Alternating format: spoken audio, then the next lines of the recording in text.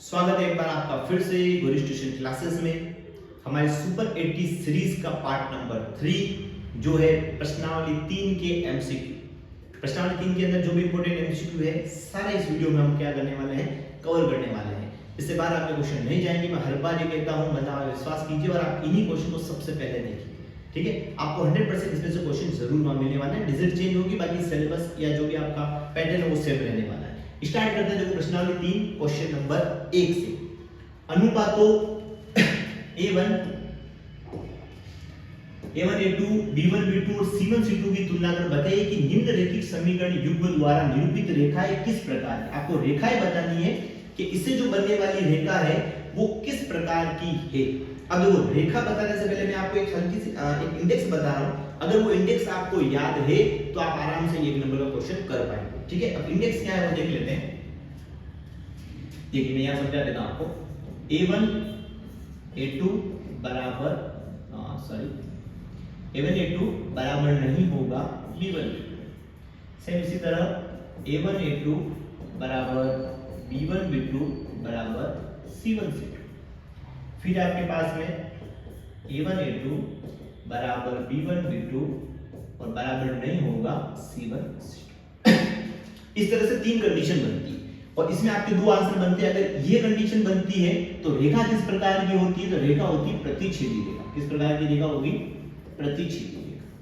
और अगर आपको पूछ ले कि हल किस प्रकार के होंगे, तो इस कंडीशन में जो हल होते हैं वो होते हैं अद्वितीय हल। कौन से हल होंगे, अद्वितीय। और मान लीजिए अगर इस तरह की कंडीशन बनती है, जो रेखा बनती है वो बनती है समपाती। रेखा कौन सी बनेगी, समपाती। और आपको पूछ ले हल किस प्रकार का, अद्वितीय हल और रेखा होती है प्रतिच्छेदी। ठीक है, और मान लेते हैं अगर पूछ लेते हैं सपोज इसमें आपके किस प्रकार का हल होगा, इसमें हल होते हैं आपके अनेक। और मान लो अगर इस तरह की कंडीशन बनती है तो रेखा बनती इसमें समांतर। रेखा कौन सी बनेगी आपकी, समांतर। और हल कौन से होंगे, इसमें आपके हल होते हैं अद्वितीय हो गया, अनेक हो गया, कोई हल नहीं। इसका आंसर क्या होगा, कोई हल नहीं। और मान लो अगर आपको संगत असंगत भी पूछ ले साथ में, तो इससे जो बनता है वो बनेगा आपका संगत। इसके साथ में लिख रहा हूं आपको मैं, आप समझ लेना। संगत, इसमें जो बनता है वो भी आपका बनता है संगत, और इसके अंदर जो होगा वो बनेगा आपका असंगत। कंप्लीट। अगर ये सारणी आपको याद है तो आसानी से आप इसमें क्वेश्चन कर पाएंगे। ठीक है, वापस बता देता हूं। अगर ये कंडीशन है A1 A2, अब ये A1 क्या है A2 क्या है वो आपको आंसर जब कर लूंगा उसमें क्लियर हो जाएगा। A1 A2 अगर बराबर नहीं होगा B1 B2 के, और अगर ये रेखा पूछेगा तो आंसर हो जाएगा प्रतिच्छेदी। हल पूछेगा तो आंसर हो जाएगा अद्वितीय हल। और अगर ये पूछेगा संगत या असंगत तो आंसर क्या बनेगा आपका संगत। सेम अगर तीनों बराबर होते मान तो आंसर, रेखा पूछेगा तो समपाती रेखा, हल पूछेगा तो अनेक हल इंफिनिटी, और अगर संगत असंगत पूछे तो इसका आंसर भी क्या होगा, संगत। और मान लीजिए अगर A1 A2 B1 B2 तो बराबर है पर C1 C2 इसके अंदर बराबर नहीं है, तो आंसर बनेगा आपका रेखा में समांतर रेखा है यानी पैरेललाइज, कोई हल नहीं यानी नो सॉल्यूशन, और इसमें बनेगा आपका असंगत। अब देखो आंसर को क्या करना है, ये A1 B2 A1 जो भी आपका है वो क्या है बता देते हैं। देखो दो समीकरण आपको दिख रहे हैं, तो क्योंकि एक नंबर में MCQ का सवाल है तो आपको डायरेक्ट करना है। इसका x के साथ में और इसका x है, यानी इसका फर्स्ट और इसका फर्स्ट आपको तो बटे में लिख लेना है। यानी कि इधर है आपके पास में 5, मैं यहां बता देता हूं, और इधर कितना है x के साथ में 7 बराबर। इधर y के साथ में कितना है -4, इधर y के साथ में कितना है 6 बराबर। इधर कितना है 8 और इधर कितना है -9। अब आपको देखना है ये दोनों आपस में कर सकते हैं या नहीं। ये दोनों कर सकते हैं 2 के टेबल से, और ये कर सकता है 3 के टेबल से। ये दोनों आपस में नहीं कर सकते, तो आंसर क्या बना फाइनल अपना, 5/7 बराबर -2/3 बराबर 8/-। कंप्लीट है। अगर आप देखोगे तो ये 5/7 है और ये -2/3, क्या ये दोनों बराबर है क्या, नहीं है, तो बराबर नहीं, ये बराबर अपना कट गया। यानी ये हुआ A1, ये हुआ A2, ये B1 और ये B2, तो A1 A2 B1 B2 ये बराबर नहीं है। तो बराबर नहीं है वाली स्टार्टिंग में कौन सी कंडीशन दिख रही है, ये वाली, ये दिख रही है A1 A2 B1 B2 आपस में बराबर नहीं, मतलब कंडीशन कौन सी बन रही है आपकी फर्स्ट। तो अगर ये रेखा पूछ रहा है तो आंसर क्या लिखना है, प्रतिच्छेदी। रेखा पूछ रहा है आंसर कौन सा लिखना है, प्रतिच्छेदी। और अगर ये हल पूछता तो अद्वितीय, संगत असंगत पूछता तो आंसर क्या हो जाता है, इसका संगत होता है। तो आपको बस ये जो सारणी मैंने जो बनाई ये आपको याद होनी चाहिए। उसके बाद कुछ भी ये क्वेश्चन पूछे आपका आंसर करेक्ट बनेगा। ठीक है, क्वेश्चन नंबर 2 स्टार्ट करते हैं।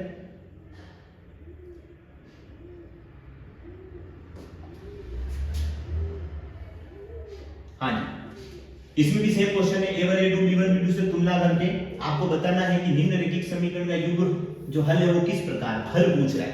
हल पूछ रहा है मतलब अद्वितीय हल है, अनेक हल है या कोई हल नहीं, ये आपको पूछ रहा है। अब इससे पहले जो मैंने सारणी बनाई थी, या तो आप थोड़ा सा वीडियो बैक करके उसका स्क्रीनशॉट ले लेना, आपको ध्यान रहेगा उस सारणी के अकॉर्डिंग ही इसके आंसर आने वाले हैं। ठीक है, स्टार्ट करते हैं। यहाँ पूछने वाला 1, यहाँ पूछने वाला 1, इधर 1 और इधर कितना है 2, 1/2, इधर 1 और इधर कितना है 2, 1/2, इधर कितना है 5 और इधर कितना है 10, तो 5/10, 5 और 10 दोनों कट जाएंगे, 1/2। आंसर हो गया 1/2 बराबर 1/2 बराबर 1।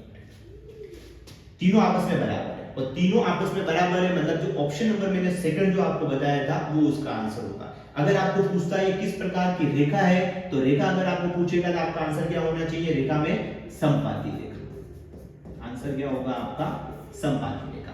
और अगर ये पूछ रहा है कि हल किस प्रकार का, तो हल अपन ने कौन सा लिखा था इसके अंदर, अनेक हल। क्या लिखे थे, अनेक हल। ठीक है, तो आंसर क्या हो जाएगा अपना, कंप्लीट। आपको वो सारणी याद होगी तो आप आसानी से आंसर कर पाएंगे। हल पूछ रहा है तो हल निकाल पाएंगे, रेखा पूछ रहा है तो रेखा निकाल पाएंगे। आंसर नंबर इसका हो जाएगा बी, अनेक हल। नेक्स्ट है क्वेश्चन नंबर 3।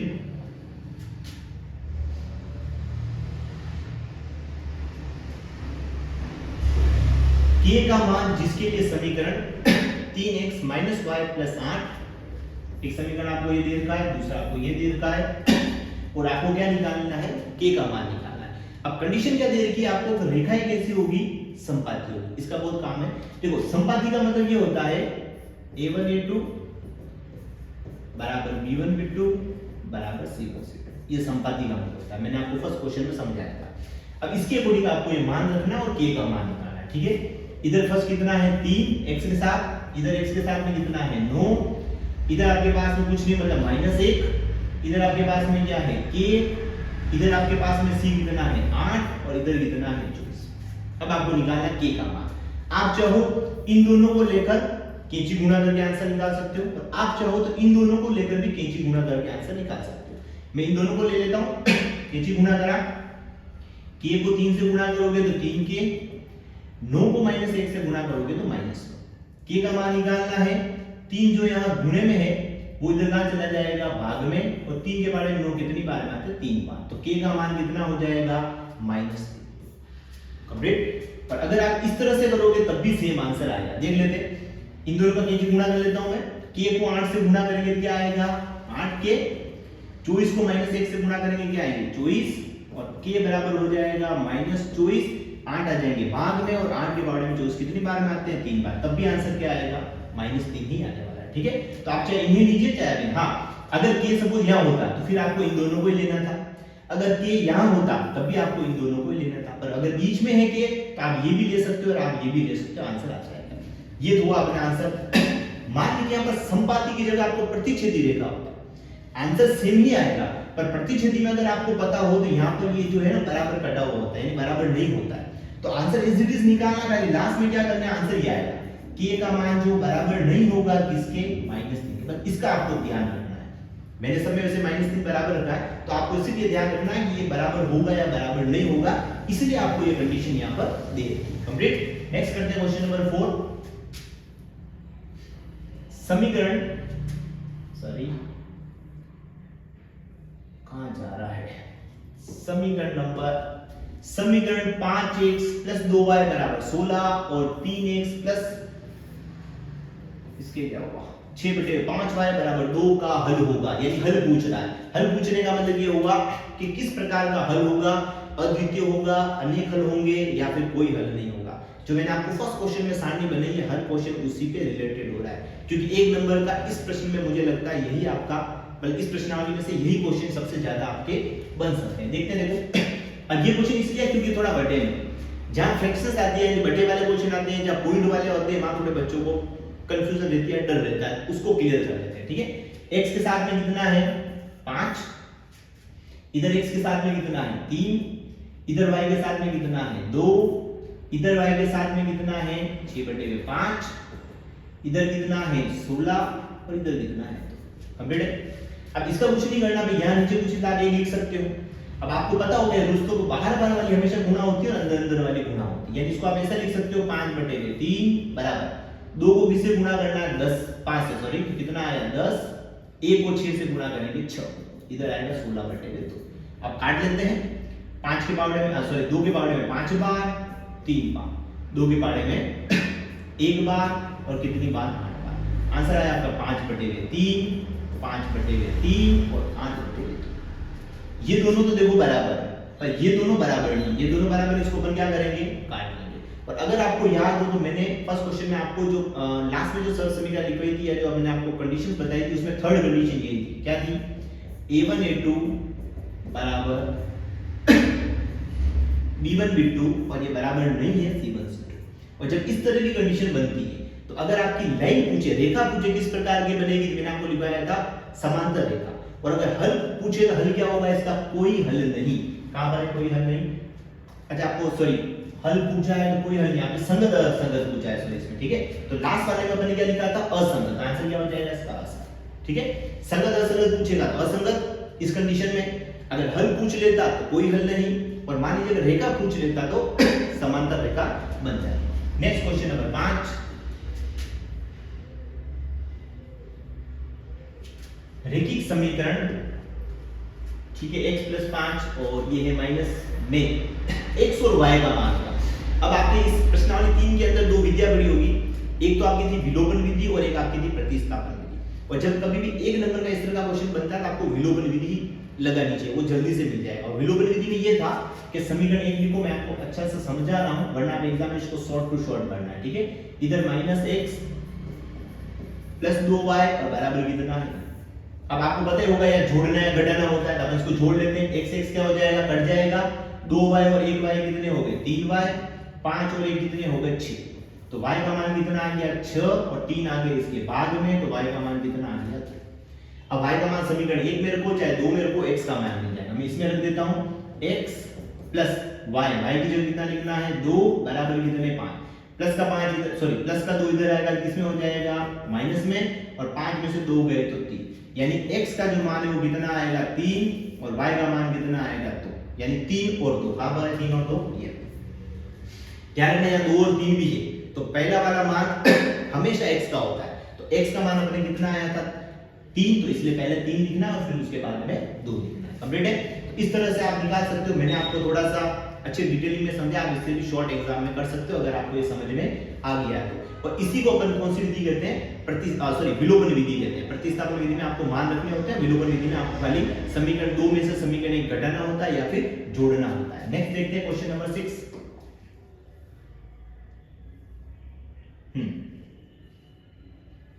चलिए फर्स्ट जो पैटर्न का अपना होता है खत्म ये कर।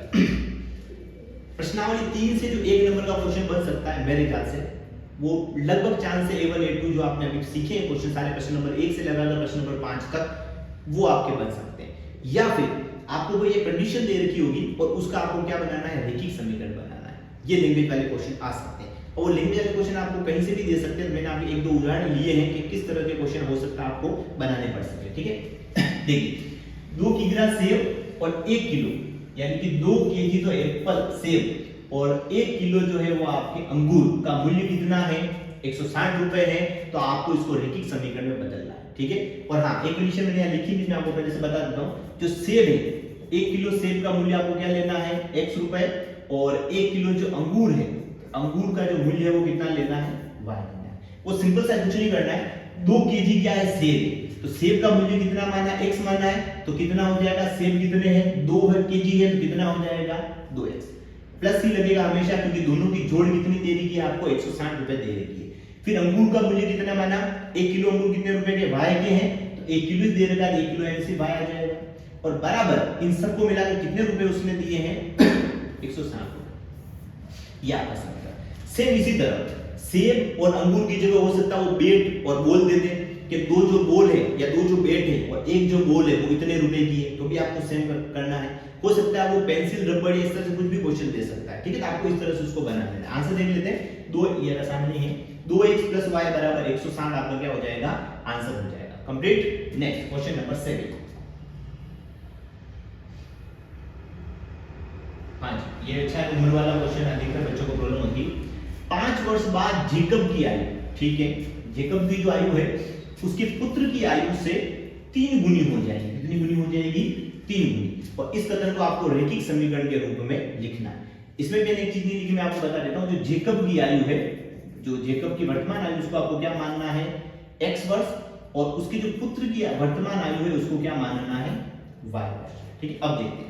ये इनकी वर्तमान आयु है और ये जो कह रहा है 5 वर्ष बाद। आ रहा समझ में? सपोज आज मैं 15 साल का हूं, आज मैं 20 साल का हूं, तो भैया 5 साल बाद में कितना होऊंगा? तो 5 साल बाद कह रहा है तो उसमें 5 क्या करने हैं? प्लस करने। और अगर 5 साल पहले कहता तो उसमें 5 आपको क्या करने थे? माइनस करने। तो अभी वर्तमान आयु कितनी है? x है, तो 5 साल बाद यानी कितना हो जाएगा? x + 5। अधिकतर बच्चों को पूछा जाता है कि अभी वर्तमान आयु x है तो 5 साल बाद कितनी होगी? वो 5x बोलते हैं। वो 5x नहीं होता, 5x का मतलब तो 5 को x से गुणा करना हो जाएगा। 5 + x से x प्लस क्या होगा? 5 होगा। सेम इसी तरह उसका पुत्र भी कितना है? y, तो ये भी 5 साल बाद कितना हो जाएगा? y + 5। कंप्लीट है। अब ये कह रहा है 5 वर्ष बाद, दोनों का 5 वर्ष अपन ने निकाल दिया। आगे वाला जेकब की आयु, जेकब यानी ये जेकब की जो आयु है उसके पुत्र की आयु से, ध्यान रखना किसके साथ से लगा हुआ है, पुत्र की आयु से 3 गुना हो जाएगी। पुत्र की आयु ये है तो 3 गुना यानी 3 आपको कहां लिखना है? इसके आगे लिखना, इसके आगे मत लिख देना, मार्कर भी नहीं चल रहा है। 3 आपको यहां लिखना, ठीक है। कंडीशन ये बनेगी। अब आपको सोल्व कर लेना है। x + 5 बराबर 3 को y से गुणा करोगे 3y प्लस 3 को 5 से गुणा करोगे तो 15। x वाली एक तरफ कर लेते, डिजिट एक तरफ कर लेता है, अपना समीकरण आ जाएगा x, ये प्लस का y इधर आया किसमें हो गया? माइनस में, प्लस 15 प्लस का 5 इधर आने पर किसमें हो गया? माइनस में। x - 3y बराबर 15 में से 5 गए तो 10। आंसर होगा x - 3y बराबर 15, सॉरी 10। कहां पर है x - 3y? ये वाला ऑप्शन नंबर स। आगे समझ में? एक यहां गलती करते हैं अधिकतर 3 गुणा में 3 जो है 3 जो है वो गुणे में किसके साथ लिखूं, एक ये प्रॉब्लम होती है। तो 3 ध्यान ना, जिसके साथ में से लगा है, किसके? पुत्र की आयु से। तो पुत्र की आयु से यानी पुत्र की आयु के साथ ही आपको क्या लगाना है? 3 लगाना। फिर बाद में रैखिक समीकरण आराम से आप बना सकते हैं। तो दो मेन जो पैटर्न है इसके अंदर वो ये, पहला तो वही a1 a2 जो आपको मैंने सारणी बनाई वहां से क्वेश्चन बन सकता है। सेकंड है आपका ये, इस तरह से आपको कोई लैंग्वेज दे रखी होगी, मतलब आपको एक प्रॉब्लम दे रखी है, उसको आपको क्या करना है? रैखिक समीकरण में बदलना है। नेक्स्ट लेते हैं क्वेश्चन नंबर 8। चलिए यहां से अपना बोर्ड के क्वेश्चन स्टार्ट करते हैं, ठीक है भैया। माध्यमिक शिक्षा बोर्ड 2023 में किस तरह का क्वेश्चन आया था इस प्रश्नावली से? 3x + 2y बराबर 11 को संतुष्ट करने वाला युग्म कौन सा है? मैंने आपको अभी बताया था जब कभी भी दो आंसर दे रखा होता है, पहला वाला x होता है, दूसरा क्या होता है? y होता है, ठीक है। तो ये जो कह रहा है इसमें मैं x और y का कौन सा मान रखूं कि उसको ये जो भी सॉल्व करने पर आंसर कितने आने चाहिए? 11 आने चाहिए। अगर मैं सपोज देखो मैं 3x + 2y, ठीक है भाई, इसमें आपको ये मान रखकर दे दूं। मान लो मैं अगर फर्स्ट वाला आंसर लेता हूं 3 * x, मैं आपको थोड़ा शॉर्ट में बताता हूं। x का मान कितना लेता है? 1, तो 3 को 1 से गुणा करोगे तो 3। y का मान अगर मैं 4 लेता हूं तो 4 को 2 से गुणा करोगे 8, 8 और 3 कितने होते हैं? 11। अपने को कितने लाने हैं? 11। पहला ऑप्शन इसी हो गया। सेकंड क्वेश्चन को करके देख लेते हैं। 3 तो है ये, x की जगह कितना लिखना है? 2, तो 3 को 2 से गुणा करेंगे कितने आएंगे? 6। y का मान कितना? 3, 3 को 2 से गुणा करेंगे 6, 6 और 6 कितने होते हैं? 12। अपने को कितने चाहिए? 11। ये नहीं था, अपना आंसर आ चुका है, पर मैं आपको सोल्व करके बता रहा हूं, ठीक है। 3 को किससे गुणा करना है? 3 से 9, 2 को किससे गुणा करना है? 5 से 10, 10 और 9 कितने? 19। अपने को कितना लाना है? 11। ये भी तो क्योंकि आपकी किस्मत ठीक थी इसलिए पहला ऑप्शन अपने को मिल गया। अदरवाइज अगर आपको फर्स्ट नहीं मिले, सेकंड, थर्ड, इस तरह से आपको चेक करना है कि किसको सोल्व करने पर आंसर कितने आने चाहिए? 11 आने चाहिए। तो ये आपका माध्यमिक शिक्षा बोर्ड 2023 में आ चुका क्वेश्चन। कंप्लीट है। अपना ऑप्शन नंबर कौन सा हो जाएगा? 1 सही। नेक्स्ट देखते हैं क्वेश्चन नंबर 9।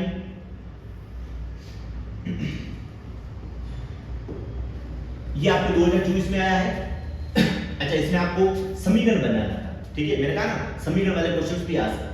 यदि पहली संख्या x का दुगुना, यानी पहली जो संख्या है वो x है, x का दुगुना, x का दुगुना मतलब कितना हो गया? 2x। दूसरी संख्या y के, दूसरी संख्या कितनी है?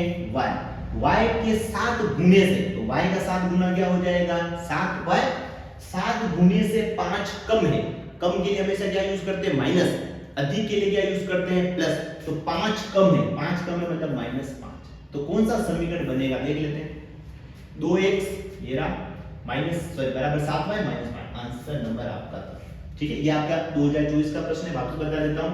यदि पहली संख्या x ले लिया अपन ने, दुगुना यानी 2 से गुणा करना है, 2x, दूसरी संख्या y का 7 गुना यानी कि 7y, और उससे 5 कम, तो 5 कम का मतलब 5 क्या लिखना है आपको, माइनस में लिखना। अगर 5 अधिक होता तो यहां पर आप प्लस लिख लेते। कंप्लीट है ऑप्शन नंबर 10। क्वेश्चन नंबर 10 अपना, ये आपके 2025 का प्रश्न है, पिछले सेशन ये जो क्वेश्चन है वो बोर्ड में आया था। k के किस मान के लिए समीकरण, ठीक है, दो समीकरण दे रखे हैं आपको, कोई हल नहीं होगा। ये k का मान निकालना मैंने आपको बताया था, और ये पूछ रहा है कोई हल नहीं होगा। कोई हल नहीं होगा तो मैं आपको एक सारणी बता देता हूं कि ये होगा a1 a2 बराबर b1 b2 not equal to c1। ये भी अपन ने करा था, कोई हल नहीं होगा, उसके लिए ये आपकी कंडीशन होनी चाहिए। ठीक है, मान रखते हैं x के साथ में कुछ नहीं, मतलब 1, इधर x के साथ में कितना है 2, इधर y के साथ में कितना है 1, इधर y के साथ में क्या है k, इधर आपके पास में क्या है -4, और इधर c2 कितना है -2। ये दोनों आपस में माइनस से माइनस आपस में कट जाएंगे। ठीक है, अब क्योंकि k बीच में, मैंने आपको कहा था इन दोनों का kg गुणा करके आप निकाल सकते हो, और कंडीशन थी कोई हल नहीं, तो आप ये दोनों ले सकते हैं। k को 1 से गुणा करोगे तो k, और 2 को 1 से गुणा करोगे तो 2। आंसर क्या हो जाएगा, k का मान कितना आ जाएगा, कंप्लीट है। क्योंकि अगर आप इसको सोल्व करते हो ना तो ये आंसर नहीं मिलने वाला। देखिए 1/k बराबर नहीं होगा 4/3, k को 4 से गुणा करोगे तो 4k, 3 को 1 से गुणा करोगे तो 3, k का मान निकालना है तो 3/4, ये बराबर कट जाएगा, और कटा हुआ आंसर नहीं है कि भैया k का मान 3/4 नहीं होगा। ये ऑप्शन वैसे भी नहीं, इसका मतलब इन दोनों को गुणा करके आप आंसर निकाल सकते थे। ठीक है, तो ये कंडीशन पर ध्यान रखना, कोई हल नहीं है तो मतलब बराबर आएगा या नहीं आएगा, क्योंकि हो सकता है मैंने ऑप्शन यहाँ दिए, वरना कितनी बार इस तरह का ऑप्शन भी आता है कि दो बराबर के होगा या नहीं होगा। कंप्लीट है, तो फिलहाल अपना आंसर क्या हो जाएगा, ऑप्शन नंबर ब। देख लेते हैं क्वेश्चन नंबर 11,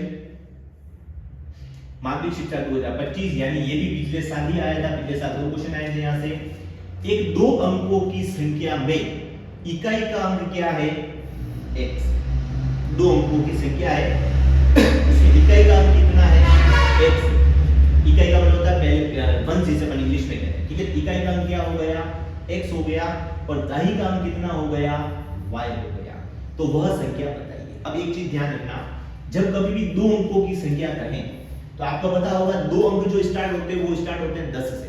1 से लगाकर 9 तक 1 अंक होते हैं, और 10 से आप क्या होते हैं 2 अंक होते हैं। और 10 का मतलब होता है दाही का, इकाई और दाही। तो जब कभी भी 2 अंक कहें तो जो दाही का अंक है, दाही का कितना लिखा हुआ है y, तो इसमें आपको 10 से गुणा करना है और प्लस क्या लगाना है बीच में। तो आंसर होगा अपना 10y + x। कहां है 10y + x, option number B.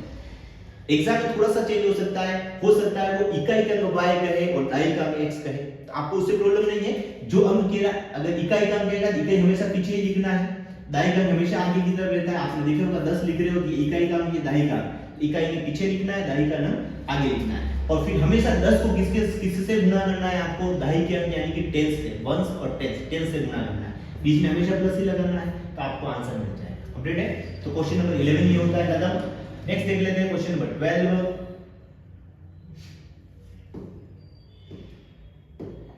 दो सरल रेखाएं, अच्छा ये भी जो आपका मॉडल पेपर है 2026 का, उसका प्रश्न है। दो सरल रेखाएं a1, देखो ये जो ऐसा लिखा हुआ है ध्यान रखना, ठीक है, a1x b1y + c1 = 0, a2x b2y + c2 प्रतिच्छेद करती है। क्या करती है, प्रतिच्छेद। तो आपको रूल्स वैसे पता होना चाहिए कि a1 a2 बराबर नहीं होना चाहिए b1 b2 के। प्रतिच्छेद का यही, मैंने आपको क्वेश्चन नंबर 1 में जो सारणी लिखवाई थी जिसका फर्स्ट रूल यही था कि a1 a2 not equal to यानी बराबर नहीं होगा किसके, b1 b2 के। तो उसमें क्या आंसर होता है, प्रतिच्छेदी। तो प्रतिच्छेदी के लिए आपका आंसर है a1 a2 b1 b2 के वाला। कंप्लीट। यहां पर ध्यान रखना a1 a2 है पर साथ में c1 c2 से मतलब नहीं, अपने को b1 b2 से मतलब। Option number A. पूरी जो प्रश्नावली 3 है जो मैंने आपको स्टार्टिंग में सारणी बताई है उसी पे टिकी हुई है। 1 नंबर स्पेशली कह रहा हूं, बाकी तो आपके अलग आएंगे। तो 1 नंबर अगर आपको ये आंसर लाना है तो आपको बस वो सारणी कंप्लीट करनी है, उस सारणी से आपके सारे आंसर